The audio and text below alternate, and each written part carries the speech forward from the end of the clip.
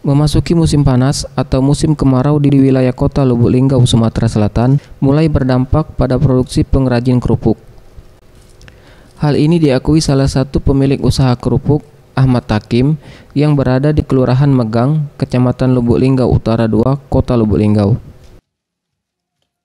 Takim mengatakan, akibat musim panas, produksi kerupuknya cukup mengalami peningkatan hingga 30% dari sebelumnya. Hal ini dikarenakan proses pengeringan atau penjemuran kerupuk dengan sinar matahari menjadi lebih cepat.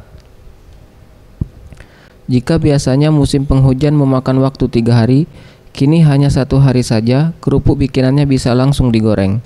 Biasanya yang udah tuh agak lumayan lah kalau ada barangnya baik.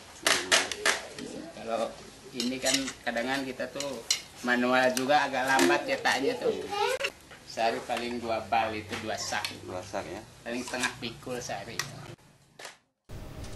Sementara itu, disinggung masalah pemasaran, Takim menjelaskan kerupuknya dijual bukan hanya di kota Lubuk Linggau saja, melainkan sampai di Kabupaten Musirawas, 4 Lawang, hingga kota Curup, Provinsi Bengkulu.